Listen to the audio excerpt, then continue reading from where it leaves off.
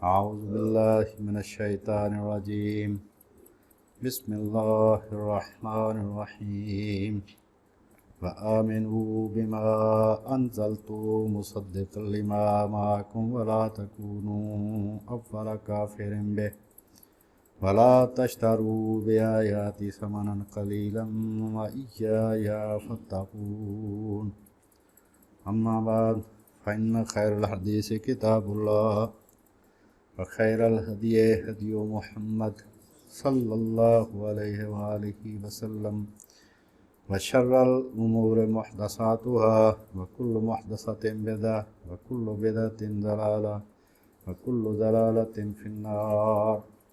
سورہ بقرہ آیت نمبر 41 میں نے پڑھی، اس سے اگلی آیات کا ترجمہ میں پڑھوں گا۔ اور جو کتاب میں نے اپنے رسول پر نازل کی ہے اور جو تمہاری کتاب کو سچا کرتی ہے اس پر ایمان لاؤ اور اس کے منکر اول نہ بنو، اور میری آیتوں میں تحریف کر کے ان کے بدلے تھوڑی سی قیمت یعنی دنیاوی منافع حاصل نہ کرو، اور مجھ سے ہی ڈرو، اور حق کو باطل کے ساتھ نہ ملاؤ، اور سچی بات کو جان بوجھ کر نہ چھپاؤ، اور نماز پڑھا کرو اور زکوٰۃ دیا کرو، اور اللہ کے آگے جھکنے والوں کے ساتھ جھکا کرو۔ تم لوگوں کو نیکی کرنے کو کہتے ہو اور اپنے آپ کو فراموش کر دیتے ہو، حالانکہ تم کتاب اللہ بھی پڑھتے ہو، کیا تم سمجھتے نہیں؟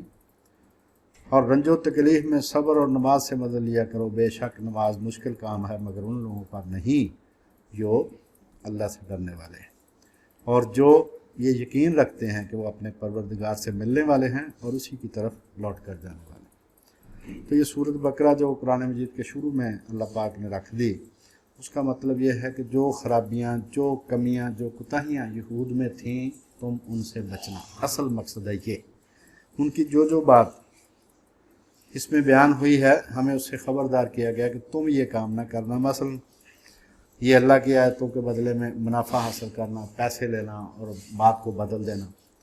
تو اس سلسلے میں یہ جو یہودیوں کا کردار ہے اس پر چونکہ اللہ پاک نے تبصرہ فرمایا ہے، تو ان کے بارے میں جو سیدنا عیسیٰ علیہ السلام جن کو ان سے ڈائریکٹ واسطہ پڑا، وہ کیا فرماتے ہیں ان کے بارے میں، اس کے بارے میں تھوڑی سی بات، اور اس کے بعد یہ جو فرمایا ہے کہ اس کتاب پر ایمان لاؤ، اس رسول پر ایمان لاؤ جو ان پیش گوئیوں کو سچا کرتا ہے، یعنی ان کا مصداق بن کر آیا ہے جو تمہاری کتاب تورات میں ہے۔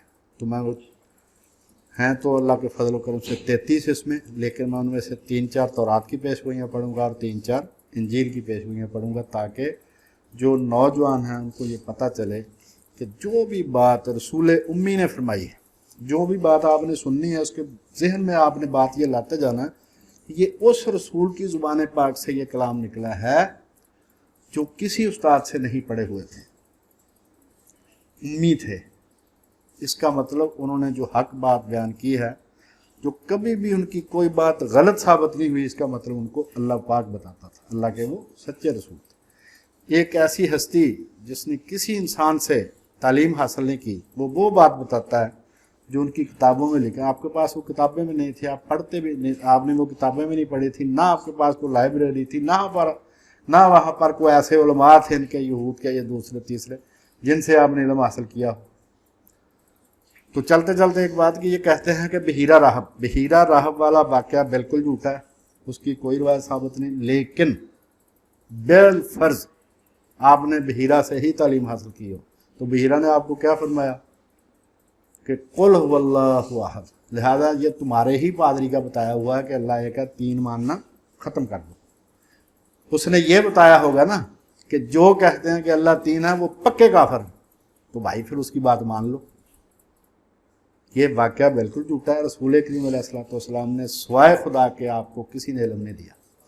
تو یہ جو آپ نے فرمایا کہ بھئی ان پیش گوئیوں کی مصداق ہے جو تمہارے ہاتھ میں ہے، تورات میں ہے، انجیل میں ہے، ان کو یہ سچا کرتی ہے یہ کتاب، ان کے مطابق آئی ہے، ان کا مصداق بن کر آئی ہے، میں ان کا مصداق بن کر آیا ہوں۔ دوسرا یہ کہ اللہ کی آیتوں کو تھوڑی سی دنیاوی فائدے کے بدلے نہ بیچو۔ تو ان کا جو کردار ہے وہ سیدنا عیسیٰ علیہ السلام نے ایک تقریر فرمائی، وہ ذرا سنیں۔ یہ انجیل ہے متی کی، 23واں باب ہے، 23rd باب ہے اس کا۔ اس میں آپ نے جو لوگ اکٹھے ہو گئے تھے مجمع اور جو آپ کے شاگرد تھے. ہم صحابہ کہتے ہیں، وہ شاگرد کہتے ہیں، ان کی اصطلاح جو حضرت سیدنا عیسیٰ علیہ السلام کے ساتھی تھے. ہم نبیوں کے ساتھیوں کو صحابہ کہتے ہیں، وہ شاگرد کہتے ہیں. تو اس میں لکھا کہ اس وقت یسوع نے، یہ ان کا عبرانی میں نام ہے سیدنا عیسیٰ علیہ السلام کا، اس وقت یسوع نے بھیڑ سے یعنی مجمع سے اور اپنے شاگردوں سے یہ باتیں کہیں کہ فقیہ اور فریسی موسیٰ کی گدی پر بیٹھے ہیں. یہ جو علماء ہیں یہ سیدنا موسیٰ علیہ السلام کے نائب بن کر ان کی گدی پر بیٹھے ہیں، اور ان کا کام کیا ہے؟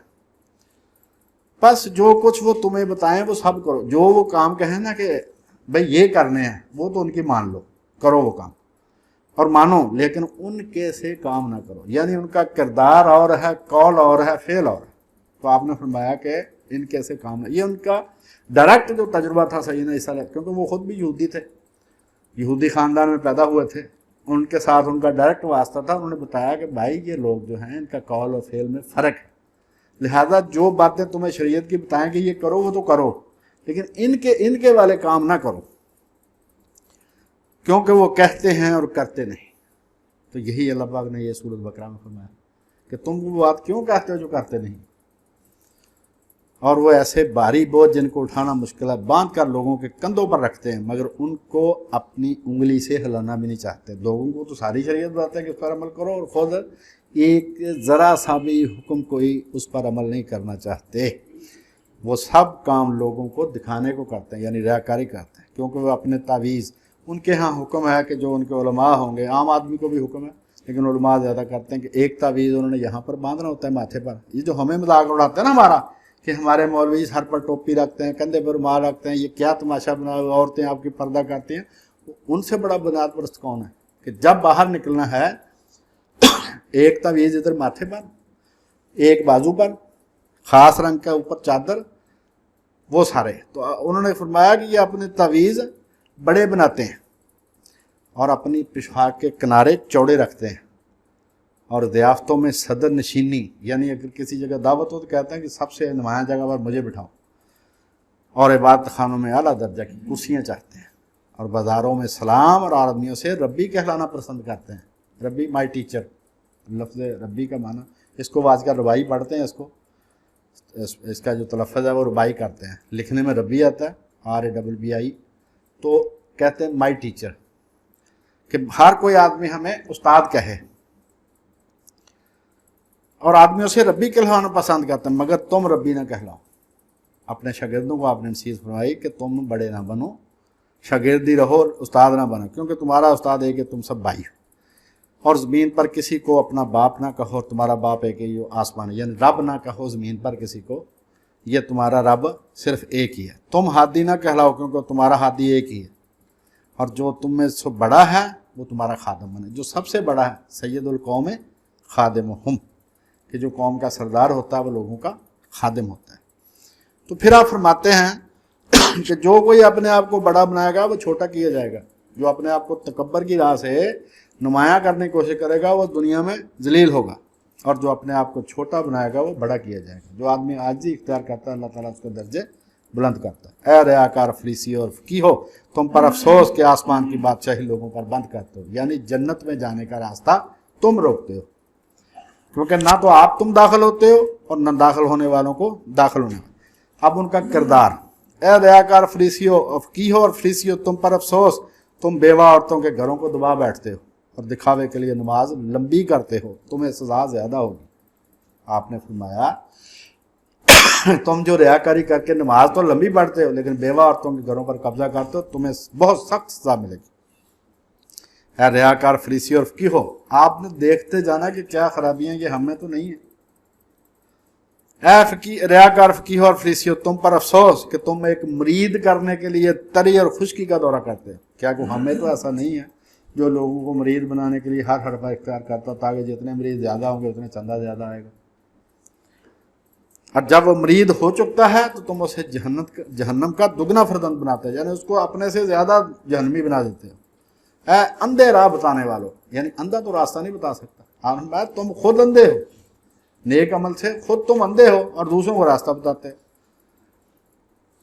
اے ریاکار فقیہ اور فریسیو، تم پر افسوس کہ پودینہ اور سونف اور زیرہ پر تو عشر دیتے ہو. دا یقی 1/10 عشر کو کہتے ہیں. इन पर भी लाजम था, फ़र्ज था इनको देना, कि तुम ये छोटी छोटी चीज़ों पर तो अशर देते हो, पर तुमने शरीयत की ज़्यादा बारी बातों यानी इंसाफ, रहम और ईमान को छोड़ दिया।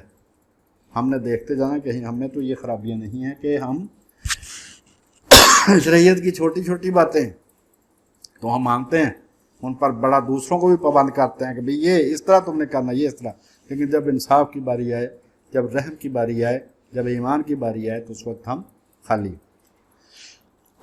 और ये फिक्रा आपका ज़रबुल मसल है, अंधे राह बताने वालों जो मच्छर छांटते हो और ऊंट सालम निकल जाते, ये है किरदार अवाम का, कि छोटी छोटी बातों पर बड़ी सख्ती। तुमने जी उंगलियों में खलाल नहीं किया था वुजू करते, छोटी छोटी बातों पर तुमने उंगली ऐसे क्यों उठाई, तुमने ऐसे उठानी थी, ऐसे करना था, लेकिन जब हलाल और हराम की बारी आए तो पूरे का पूरा हराम हड़प कर जाते हो। आपने फरमाया ये आपका फिक्रा पूरी दुनिया में ज़रूर मसला है कि तुम मच्छर छांटते हो और ऊंट सालम निकल जाते। ऐ दया कर फकीह और फरीसियों, तुम पर अफसोस कि प्याले को और रकाबी को ऊपर से तो साफ करते हो मगर उसके अंदर लूट और ना परहेजगारी से भरे। मतलब उसमें जो चीज़ तुमने डाली है, प्याला तो बड़े अच्छी तरह साफ करते हो, लेकिन उसमें जो खाना है वो हराम की कमाई का है। ऐ दयाकार फकीह और फरीसियों, तुम पर अफसोस कि तुम सफेदी फिरी हुई कब्रों की मानद हो, जो ऊपर से तो खूबसूरत दिखाई देते हैं मगर अंदर मुर्दों की हड्डियां और हर तरह की गंदगी से भरी। इसी तरह तुम भी ज़ाहिर में तो लोगों को नेक दिखाई देते हो मगर बातन में रियाकारी और बेदीनी से भरे हुए हो। ये हमने खुद अपना जायजा लेते जाना। ये जो अल्लाह पाक ने फरमाया कि तुम अल्लाह की आयतों को थोड़े से पैसों के ना बेचो, और वो बात क्यों कहते हो जो तुम खुद नहीं करते, दूसरों को तुम बड़ा पाबंद करते। और फिर ये कि वो खुद इकरार करते थे यहूदी कि हमने नबियों को कत्ल किया। दुनिया में सबसे बड़ा गुनाह नबी का कत्ल, क्योंकि नबी में कोई ऐसी बात नहीं थी कि उसको कत्ल किया जाए। तो आप फरमाते हैं रियाकार फकीह और फरीसियों यानी उलमा, तुम पर अफसोस के नबियों की कब्रें बनाते और रास्तबाजों के मकबरे आरास्ता करते हो। जो नेकों की कब्रें हैं उनको तुम बड़ा शानदार बनाते हो। ये भी हमने देखना है, कहीं हम तो ये काम नहीं कर रहे कि कब्रें नेकों की बड़ी शानदार बनानी है, बड़े आला किस्म के दरबार बनाने, और कहते हो कि अगर हम अपने बाप दादा के ज़माने में होते तो नबियों के खून में शरीक ना होते। यानी इकरार किया उन्होंने कि हमारे बाप दादा ने नबियों को कत्ल किया था, एक नबी को नहीं कई नबियों को कत्ल किया था। इसी तरह तुम अपनी निस्बत गवाही देते हो कि तुम नबियों के कातलों के फरजाद। गर्ज अपने बाप दादा का पैमाना भर दो, यानी उनके खिलाफ गवाही दो, कोई कसर न रहने दो उनकी सजा में। ऐ सांपो, ऐ सांप के बच्चों, तुम जहन्नम की सजा से क्यों कर बचोगे। इसलिए देखो मैं नबियों और दानाओं और फकीहों को तुम्हारे पास भेजता हूँ, उनमें से तुम बाज़ को कत्ल करोगे और बाज़ को फांसी दोगे, और बाज़ को अपने इबादत खानों में कोड़े मारोगे, और शहर बशहर सताते फिरोगे, हर शहर में नेकों को सताओगे तुम। और रास्तबाज हाबिल के खून से, जो हाबील था उसको हाबिल कहते हैं इब्रानी में, उसके कत्ल से लेकर बरकिया के बेटे जकरिया के खून तक, यानी हज़रत ज़करिया बिन बरकिया, हज़रत ज़करिया अलैहिस्सलाम, उनको भी इन्होंने बैतुल मुक़द्दस की महराब में कत्ल किया था। जब वो बुख्त नसर वगैरह ने हमला किया, उसने पूछा, उसने कहा ये खून किसका लगा हुआ। उन्होंने कहा यहाँ पर हमने फलां नबी को ज़बह किया था। उसने कहा फिर मैं जो कुछ तुम्हारे साथ कर रहा हूँ वो दुरुस्त ही है।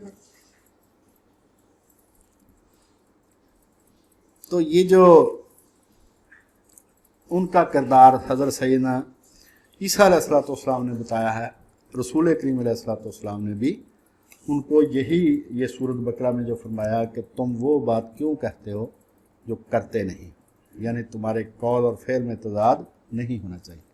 अब ये जो रसूल करीम अलैहिस्सलाम की ज़ुबान से, ये कुरान मजीद तो आपकी ज़ुबान से निकला, आप अलैहिस्सलाम ने बताया हमें, तो ये जो है फरमाया गया कि उस नबी पर, उस किताब पर ईमान लाओ जो उन पेश गोइयों की मिसदाक है जो तुम्हारे पास तौरात में मौजूद है।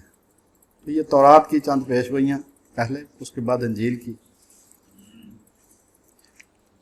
नंबर 1, कौमों की तरफ रसूल, यानी आपकी रसालत इंटरनेशनल है, यही हम कहते हैं। अब उसका सबूत, ये जो बाइबल है उसके 2 हिस्से हैं, एक को पुराना अहदनामा कहते हैं, एक को नया अहदनामा कहते हैं। पहले अहदनामे में यानी पहले हिस्से में 39 کتابیں ہیں، ان میں سے ایک بہت لمبی کتاب ہے، اس کا نام ہے یسایہ۔ حضرت یسایہ علیہ السلام نبی تھے، ان کی کتاب ہے، اس کا 42واں باب ہے، اس کی 4 آیات میں پڑھ کے سناتا ہوں۔ اس میں رسول کریم علیہ السلام کی پیش گوئی ہے، دیکھو میرا خادم جس کو میں سنبھالتا ہوں وہ میرا برگزیدہ، جس سے میرا دل خوش ہے، میں نے اپنی روح اس پر ڈالی، وہ قوموں میں عدالت جاری کرے گا، یعنی ان کی رسالت انٹرنیشنل ہوگی۔ وہ نہ چلائے گا، آپ کے بارے میں آپ کو پتا ہے نا کہ بہت آہستہ آواز سے آپ بات کرتے تھے، وہ نہ چلائے گا، نہ شور کرے گا، نہ بازاروں میں اس کی آواز سنائی دے گی، وہ مسئلے سرکنڈے کو نہ توڑے گا، یعنی کمزوروں پر ظلم نہیں کرے گا، اور نہ ٹمٹماتی بتی کو بجھائے گا، وہ راستی سے عدالت کرے گا، وہ ماندہ نہ ہوگا، وہ ہمت نہ ہارے گا جب تک عدالت کو زمین پر قائم نہ کر لے، اور جزیرے اس کی شریعت کا انتظار کریں گے۔ اب دیکھیں کہ کیا یہ پیش گوئی رسول اللہ پر پیش پوری آتی ہے۔ ایک تو یہ کہ یہ جو بخاری کی روایت ہے 4838 4838 نمبر جو روایت ہے، یہ تفسیر سورۃ فتح کے ذیل میں ہے، اس میں یہ ساری کی ساری عبارت اس میں موجود ہے، حدیث میں بخاری شریف، یہ جتنی عبارت ہے یہ اس روایت میں موجود ہے۔ اور کسی کے پاس تاج کمپنی کا چھپا ہوا یہ بخاری شریف کی شرح ہو تو اس کی جلد نمبر 6 صفحہ 361 ہے، لیکن روایت نمبر جو ہے 4838، اس سے آسانی سے وہ روایت مل جائے گی، اس میں یہ ساری کی ساری عبارت موجود ہے کہ رسول کریم علیہ السلام کے جو اوصاف ہیں کہ آپ نہ بازاروں میں شور کرتے تھے، نہ آپ چلا کر بات کرتے تھے، آہستہ آواز سے بات، آپ نے پوری دنیا میں انصاف قائم کیا اور پوری دنیا آپ کے انصاف کا انتظار کرتی تھی۔ تو اب یہ پیش گوئی صرف رسول اللہ پر پوری آتی ہے، کیوں کہ سیدنا عیسیٰ علیہ السلام صرف بنی اسرائیل کے رسول تھے، جیسا کہ آپ نے خود فرمایا، یہ متی کی انجیل 15واں باب 24 نمبر آیت، آپ فرماتے ہیں کہ میں اسرائیل کے گھرانے کی کھوئی ہوئی بھیڑوں کے سوا کسی اور طرف نہیں بھیجا گیا۔ یہ بات صرف رسول کریم علیہ السلام پر صادق آتی ہے۔ سورہ اعراف 7 نمبر سورت 157 نمبر آیت ہے، آپ فرماتے ہیں اے انسانوں میں تم سب کی طرف اللہ کا رسول۔ انٹرنیشنل رسالت جو ہے وہ صرف رسول اللہ کی ہے۔ بقول احمد ندیم قاسمی، تم سے پہلے کا جو ماضی تھا وہ لاکھوں کا صحیح، آپ سے پہلے لاکھوں انبیاء تشریف لائے، تم سے پہلے کا جو ماضی تھا وہ لاکھوں کا صحیح، اب جو تا حشر کا فردہ ہے وہ تنہا تیرا، قیامت تک آپ صرف آپ کی رسالت جاری ہوگی۔ تو آپ نے فرمایا اے کل انسانوں کو مخاطب کر آپ نے فرمایا اے انسانوں میں تم سب کی طرف اللہ کا رسول۔ جب آپ نے تبلیغ شروع کی تو سوائے اللہ تعالیٰ کے کسی کا آسرا نہ تھا، فرمایا کہ دیکھو میرا خادم جس کو میں سنبھالتا ہوں، یسایہ کی کتاب میں پیش گوئی ہے کہ دیکھو میرا خادم جس کو میں سنبھالتا ہوں۔ جب آپ نے تبلیغ شروع کی تو سوائے اللہ کے آپ کو کوئی سہارا میسر نہیں تھا۔ پھر کہا کہ وہ میرا برگزیدہ ہے، لفظ مصطفیٰ کا معنی ہی برگزیدہ ہے، چنا ہوا، سلیکٹڈ، اور جس سے میرا دل خوش ہے۔ اگلا فکرہ ہے کہ جس سے میرا دل خوش ہے، یہ سایہ کی پیش گوئی میں ہے کہ جس سے میرا دل خوش ہے۔ تو سورۃ فتح میں کیا فرمایا؟ اللہ پاک نے فرمایا کہ تجھ سے میں ہمیشہ کے لیے راضی ہو گیا، یعنی آپ سے پوچھ گچھ ہی نہیں ہوگی، آپ کو ہمیشہ کے لیے اللہ تعالیٰ نے جو سرٹیفکیٹ دیا یہ کسی نبی کو اس کی زندگی میں نہیں دیا، یہ صرف رسول اللہ کو سرٹیفکیٹ اللہ پاک نے سورۃ فتح کی جو ابتدائی آیات ہیں اس میں جو سرٹیفکیٹ دیا ہے وہ صرف رسول اللہ کو دیا کہ میں تم سے خوش ہو گیا۔ اور دین اسلام سے بھی اللہ پاک خوش ہے، رضیت لکم الاسلام دینا، سورۃ مائدہ ہے 5 نمبر سورت کی دوسری آیت۔ اور یہ کہ روح القدس قرآن لے کر آیا ہے، سورہ نحل 16 نمبر سورت ہے 102 نمبر آیت۔ یہ حوالے میں اس لیے ریکارڈ کروا رہا ہوں تاکہ جو نوجوان ہیں جو سوشل میڈیا پر کام کرتے ہیں، جو سارا دن رسول اللہ کی رسالت کے بارے میں شک کے پر مبنی تحریریں پڑھتے ہیں، جو اسلام قرآن کے خلاف تحریریں پڑھتے ہیں، ان کو پتہ چلے کہ ہمارا دین بے بنیاد نہیں ہے، بہت پکی اور مضبوط بنیاد ہے، کوئی مانے نہ مانے حق یہی ہے۔ اور پھر اللہ پاک نے فرمایا یہ یسایہ کتاب ہے، میں نے اپنی روح اس پر ڈالی۔ تو ادھر کیا ہے کہ آپ کو خدا تعالیٰ کی حمایت، تائید ہر وقت آپ کو حاصل رہی۔ اور سورہ طور میں فرمایا کہ تم ہماری آنکھوں کے سامنے، اللہ کی آنکھوں کے سامنے تو سب چیزیں ہیں، خاص طور پر آپ کو فرمایا کہ انکا بِأَعْيُنِنَا، تم ہماری آنکھوں کے سامنے، یعنی میری حمایت ہر وقت، میں آپ کو دیکھ رہا ہوں اور میری حمایت ہر وقت آپ کو حاصل رہے گی۔ اور یہ جو اخلاق ہے آپ کا کہ وہ نہ چلائے گا، نہ شور کرے گا، نہ بازاروں میں، یہ سارا اخلاق کو ایک فکرے میں اللہ پاک نے بند کر دیا۔ سورہ قلم ہے، 68 نمبر سورت ہے، 4 نمبر آیت ہے۔ اللہ پاک نے فرمایا کہ آپ کے اخلاق بہت عالی ہیں، انک لعلی خلق عظیم، آپ اعلیٰ اخلاق پر حاوی ہیں، وہ آپ کی طبیعت بن چکے ہیں۔ اب یہ نہیں ہو سکتا کہ آنکھ سے کوئی سب سٹینڈرڈ بات ظاہر ہو، کوئی غیر معیاری بات آپ سے ظاہر ہو، آپ بہترین اخلاق پر حاوی ہیں۔ آپ آہستہ آواز سے کلام فرماتے تھے، نہ چلاتے تھے، نہ شور کرتے تھے، نہ بازاروں میں آپ کی آواز سنائی دیتی تھی، کمزوروں کو دبانے کے بجائے آپ ان پر شفقت فرماتے تھے، اور مدینہ میں حکومت قائم ہونے کے بعد جو عدالت آپ نے فرمائی ہے وہ انصاف کی عدالت ہے، جس کو دیکھ کر کئی غیر مسلم مان لائے۔ تو یہاں پر کیا ہوگا؟ وہ راستی سے عدالت کرے گا۔ اس کے بعد وہ ماندہ نہ ہوگا، وہ ہمت نہ ہارے گا جب تک عدالت کو زمین پر قائم نہ کر لے۔ تو آپ نے ابتدا میں بے سر و سامان ہونے کے باوجود ہمت نہیں ہاری، اور اکیلے آپ نے پوری دنیا، پورے عرب میں آپ نے دین کو قائم کر دیا۔ جب آپ دنیا سے تشریف لے گئے ہیں تو اس وقت پوری عرب میں دین قائم ہو چکا تھا۔ اس کے بعد یہ ہے کہ جزیرے اس کی شریعت کا انتظار کریں گے۔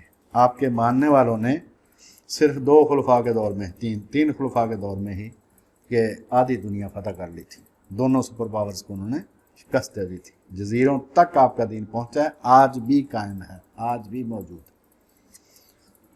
اور یہ جو پڑھتے ہیں ڈارون کا وہ سروائیول آف دی فٹیسٹ قانون جو ہے کہ بقائے اصلاح، کہ جو دنیا میں بہترین ہوتا ہے صرف وہی باقی بچتا ہے، تو ان کے لیے میں ایک پوائنٹ بچوں کے لیے کہ بھائی 1450 سال سے مسلمان دنیا میں قائم ہیں، تو اس کا مطلب یہ ہے کہ یہ سروائیول آف دی فٹیسٹ، پوری دنیا نے پورا زور لگا لیا ان کو مٹانے کے لیے، ہر طرح کی سازشیں۔ مطلب آج ہی میں نے ایک کلپ سنا اسرائیل کے وزیر اعظم کی تقریر کا، اس نے کہا کہ ہم نے مسلمانوں کو اس طرح تباہ کیا ہے، کر رہے ہیں اور کریں گے، لیکن اس کے باوجود مسلمان تباہ نہیں ہو رہے، مسلمان بچے ہوئے ہیں۔ تو اس کا مطلب کوئی نہ کوئی بات تو ان میں ہے نا، جو 1500 سال سے دنیا میں پھر رہے ہیں۔ تو یہ آج بھی دنیا کے جزیروں تک مسلمان پہنچے ہوئے ہیں، وہاں پر آباد ہیں، رسول اللہ کی شریعت وہاں پر پہنچی ہوئی ہے، لہذا یہ ساری کی ساری پیش گوئی صرف رسول اللہ پر صادق آتی ہے۔ اب ایک اور پیش گوئی تورات میں سے، نسیل موسیٰ، تورات کی 5 کتابیں ہیں، ان 5 کے مجموعہ کو تورات کہتے ہیں، انگریزی میں تورا کہتے ہیں وہ۔ اس کی جو آخری کتاب ہے اس کو کہتے ہیں استثناء، استثناء کہتے ہیں ریپیٹیشن، دہرانا۔ تو استثناء کی کتاب 18واں باب 18 تا 19 نمبر آیت ہے۔ سیدنا موسیٰ علیہ السلام نے اپنی قوم کو بتایا کہ اللہ تعالیٰ یوں فرماتا ہے کہ میں ان کے لیے انہی کے بھائیوں میں سے تیری مانند ایک نبی برپا کروں گا، اور اپنا کلام اس کے منہ میں ڈالوں گا، اور جو کچھ میں حکم دوں گا وہ ان سے وہی کہے گا۔ وما ینطق عن الہوا، وہ اپنی مرضی سے نہیں بولتا۔ اور جو کوئی میری ان باتوں کو، جن کو وہ میرا نام لے کر کہے، نہ سنے گا تو میں ان سے حساب لوں گا۔ یہ ہے استثناء کے 18 باب ہے، اور 18-19 نمبر آیت ہے۔ اور جو انجیل جو ہے نیا اہدنامہ، اس میں کتاب ہے کتاب اعمال، ایکٹس آف دی اپاسلز، اس میں ایک فکرہ ہے کہ اور یوں ہوگا کہ جو شخص اس نبی کی نہ سنے گا وہ امت میں سے نیست و نابود ہو جائے گا۔ اعمال کا 3 باب اور 23 نمبر ہے۔ اب دیکھنا ہے کہ سیدنا موسیٰ علیہ السلام فرماتے ہیں کہ میری مانند وہ نبی ہوگا۔ تو کچھ دوست کہتے ہیں یہ اس سے مراد سیدنا عیسیٰ علیہ السلام، بنی اسرائیل میں وہی ہے، نہیں۔ جہاں جہاں تورات میں یہ محاورہ ہے بھائیوں کا، اس سے مراد وہ ایک باپ کی اولاد نہیں، بلکہ دوسرے جو ان کے جو قبیلے ہوتے ہیں وہ مراد ہوتے ہیں۔ جیسے سیدنا اسماعیل علیہ السلام کے بارے میں آیا کہ وہ اپنے سب بھائیوں کے سامنے بسا رہے گا، حضرت اسماعیل کو بھی بنی اسرائیل کا بھائی قرار دیا گیا، تو ان کی نسل میں سے جو سیدنا رسول کریم علیہ السلام تشریف لائے ہیں، اب دیکھنا ہے کہ ان کی مشابہت حضرت موسیٰ سے بنتی ہے یا سیدنا عیسیٰ علیہ السلام کی مشابہت ہے۔ یہ 33 پوائنٹ ہیں اس کے، دیکھتا ہوں کہ اس میں مکمل ہو جائیں تو باقی پیش گئی ہیں انشاءاللہ اگلے جو میں۔ پہلی بات مشابہت کی کہ پیدائش کیسے ہوئی۔ سیدنا موسیٰ بھی ماں باپ سے پیدا ہوئے، سیدنا رسول کریم بھی ماں باپ سے پیدا ہوئے، سیدنا عیسیٰ علیہ السلام ماں سے پیدا ہوئے۔ پہلا فقرہ جو ہے وہ حضرت موسیٰ کے بارے میں ہوگا، دوسرا سیدنا رسول کریم کے بارے میں، تیسرا سیدنا عیسیٰ علیہ السلام کے بارے میں۔ اب یہ ہے کہ ان کی خاندانی زندگی کیسی تھی۔ حضرت موسیٰ نے بھی شادی کی اور بچے ہوئے، آپ نے بھی شادی کی اور بچے ہوئے، سیدنا عیسیٰ علیہ السلام نے شادی نہیں کی، تو موسیٰ جیسا کون ہوا؟ صرف رسول کریم علیہ السلام۔ شخصی حیثیت کہ ان کی پرسنل ان کا سٹیٹس کیا تھا، آپ پیغمبر بھی تھے اور سربراہ قوم کے سربراہ بھی تھے سیدنا موسیٰ۔ حضور علیہ السلام پیغمبر بھی تھے اور قوم کے سربراہ بھی تھے۔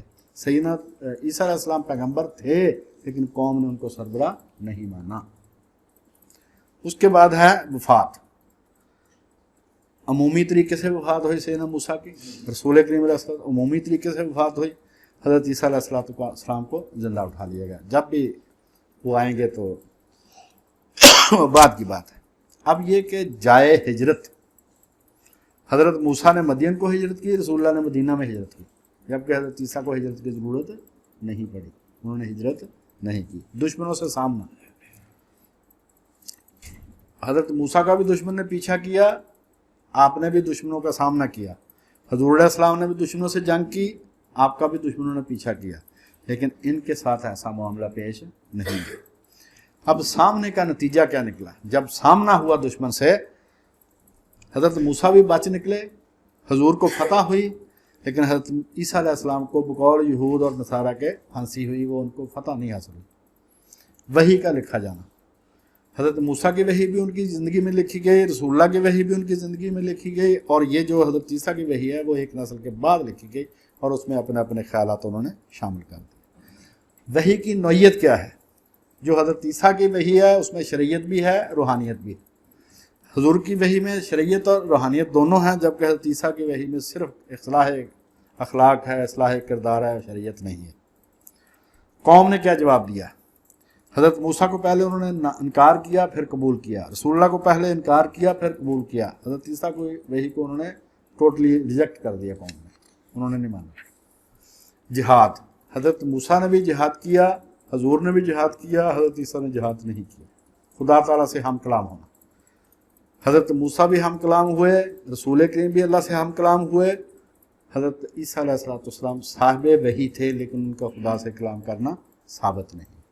معجزات، تینوں انبیاء کے معجزات، نشان نبوت، حضرت موسیٰ کو ید بیضا ملا، وہ جو ہاتھ چمکتا تھا سورج کی طرح، حضور علیہ السلام کے مہر نبوت تھی یہاں پر، حضرت عیسیٰ کو ایسا کوئی نشان نہیں ملا۔ پرورش کا ماحول، وہ بھی بت پرست کے گھر میں پرورش انہوں نے پائی، انہوں نے بھی مکہ کے بت پرستوں کے درمیان پرورش پائی، جبکہ وہ بنی اسرائیل کے آدمی تھے، یہودی تھے وہ۔ جانشینوں کی حیثیت، ان کے بھی جانشین حکمران ہوئے، حضور کے جانشین بھی حکمران ہوئے، ان کے جانشین 300 سال تک قتل ہوتے رہے۔ بعثت کے وقت عمر 40 سال ان کی تھی، 40 سال ان کی تھی، ان کے بارے میں کہا جاتا ہے کہ 33 سال یا 30 سال کی عمر میں آسمان پر اٹھائے گئے۔ پھر یہ کہ نبوت اور یروشلم، دونوں بزرگوں نے یروشلم سے باہر نبوت کی ہے، جبکہ حضرت موسیٰ نے اسی شہر میں۔ اس کے بعد یہ کہ جو بھی ان کی جو گلہ بانی ہے، بت شکنی ہے، تعلیم ہے، بشر تھے، عبادت خانہ، حضرت موسیٰ نے بھی باتگاہ بنائی، انہوں نے بھی باتگاہ بنائی، انہوں نے نہیں بنائی، عیدیں، وقت باشمار، صاحب شریعت ہونا، رفقا کے فتوحات، یہ ساری یہ 33 قسم کے مشابتیں ہیں، شباہتیں ہیں جو دونوں انبیاء میں یکساں ہیں، حضرت موسیٰ میں بھی، سیدنا رسول کریم میں بھی، اور سیدنا عیسیٰ علیہ السلام میں ساری باتیں نہیں پائی جاتی۔ لہٰذا جو یہ کہا گیا کہ اللہ تعالیٰ فرماتا ہے کہ میں ان کے لیے انہی کے بھائیوں میں سے تیری مانند ایک نبی برپا کروں گا، اپنا کلام اس کے منہ میں ڈالوں گا، یعنی وما ینطق عن الہویٰ، جو کچھ میں اسے حکم دوں گا وہ وہی ان سے کہے گا۔ اور जो कोई मेरी उन बातों को जो वो मेरा नाम लेकर कहेगा ना सुनेगा तो मैं उनसे हिसाब लूंगा। क्या हुआ? मक्का हुआ, फिर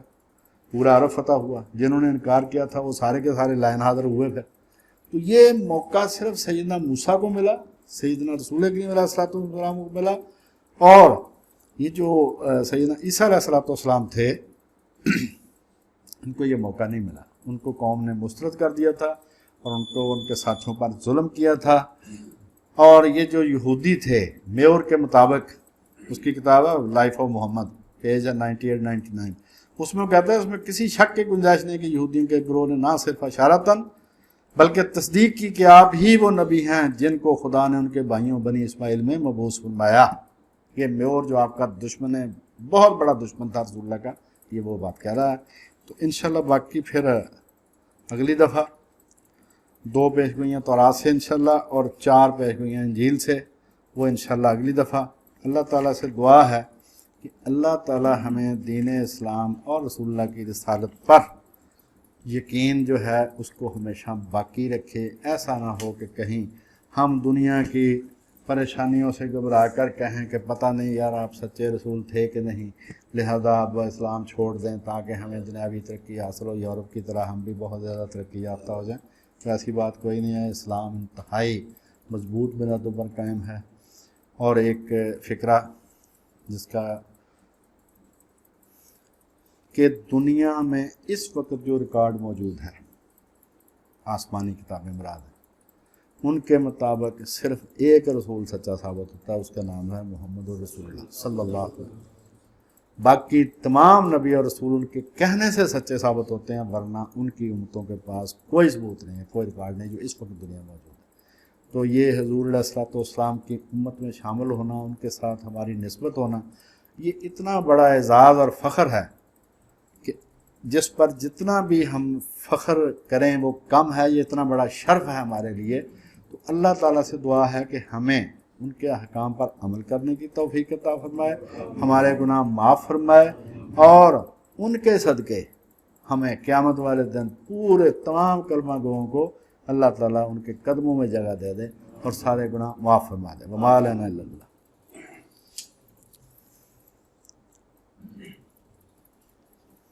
अल्हम्दुलिल्लाह रब्बिल आलमीन अर्रहमानिर रहीम अल्लाहुम्मा सल्लि अला मुहम्मद व अला आलि मुहम्मद कमा सल्लैता अला इब्राहीम व अला आलि इब्राहीम इन्नका हमीदुम मजीद। अल्लाहुम्मा बारिक अला मुहम्मद व अला आलि मुहम्मद कमा बारकता अला इब्राहीम व अला आलि इब्राहीम इन्नका हमीदुम मजीद। ला इलाहा इल्ला अन्ता सुब्हानका इन्नी कुन्तु मिनज़ ज़ालिमीन। रब्बि जअलनी मुक़ीमस सलाति व मिन ज़ुर्रिय्यति रब्बना व तक़ब्बल दुआ। रब्बना इग़फ़िरली व लिवालिदैया व लिल मुमिनीना यौमा यक़ूमुल हिसाब। रब्बना आतिना फ़िद दुनिया हसनतन व फ़िल आखिरति हसनतन व क़िना अज़ाबन्नार। या ज़ल जलाल वल इकराम या हय्यु या क़य्यूम बिरहमतिका नस्तगीस अस्लिह लना शानना कुल्लहु व ला तकिलना इला अनफुसिना तर्फ़त ऐन व ला इला अहदिन मिन ख़ल्क़िका अबदा। सुब्हान रब्बिका रब्बिल इज़्ज़ति अम्मा यसिफ़ून व सलामुन अलल मुरसलीन वल्हम्दुलिल्लाह।